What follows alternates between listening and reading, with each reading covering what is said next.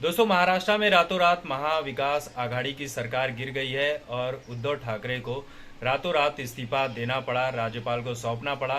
और इसके बाद जो सबसे ज़्यादा अगर खुशी की लहर किसी के बीच में है तो वो है कंगना रनौत और अर्नब गोस्वामी।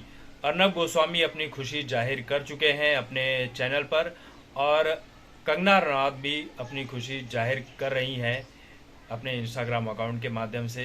कुछ बातें कही हैं उन्होंने। लेकिन जैसा कि आपको पता है कि सुशांत सिंह राजपूत मामले के बाद जब से कंगना रनौत शिवसेना और उद्धव ठाकरे के खिलाफ महाराष्ट्र विकास आघाड़ी सरकार के खिलाफ हमलावर हुई थी, तब कंगना रनौत का जो ऑफिस था मणिकर्णिका उसे तोड़कर गिरा दिया गया 1 घंटे की नोटिस पर। तब कंगना रनौत ने एक वीडियो जारी किया था और ये कहा था कि आज मेरा घर टूटा है, कल तेरा घमंड टूटेगा। तो कंगना रनौत ने जो कहा था वो बात बिल्कुल सच हो गई। और दूसरे दिन हुआ ये भी था कि जब कंगना का ऑफिस तोड़ा गया तो दूसरे दिन सामना जो मुखपत्र है शिवसेना का, उस पर कंगना रनौत का ऑफिस तोड़ते हुए तस्वीर है और लिखा था उखाड़ दिया। उखाड़ दिया वाली बात को संजय राउत की तरफ से भी काफ़ी बोला गया था कंगना रनौत के लिए।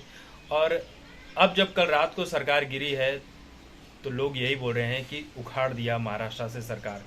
अब कंगना रनौत ने ये कहा है कि 1975 के बाद देश में ये ऐसा माहौल आ गया है जब कुछ बदलाव हुए, परिवर्तन हुए।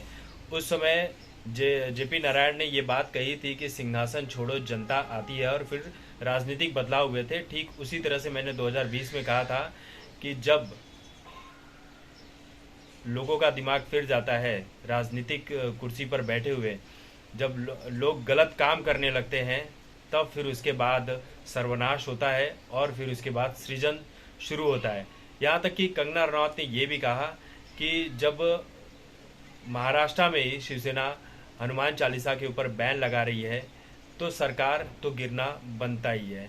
और कंगना रनौत इस वक्त बहुत खुश हैं, और कल या आज ये क्लियर हो जाएगा कि महाराष्ट्र में बीजेपी की सरकार कब बनती है।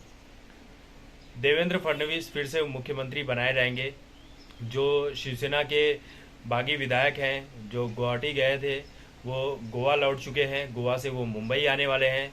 फिर सब कुछ प्रोसीजर आगे होगा और 1 जुलाई से हो सकता है कल से महाराष्ट्र में बीजेपी की सरकार काम करने लगे। और बहुत सारे लोग ये भी बोल रहे हैं कि अब सुशांत सिंह राजपूत वाले केस में भी शायद तेजी आ जाए।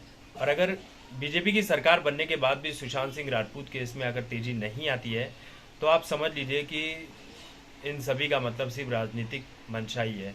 सुशांत को इंसाफ दिलाना कोई मतलब नहीं है, क्योंकि अब अगर सुशांत को इंसाफ नहीं मिलता है बीजेपी की सरकार बनने के बाद भी महाराष्ट्र में, तो इससे बुरा कुछ हो ही नहीं सकता है।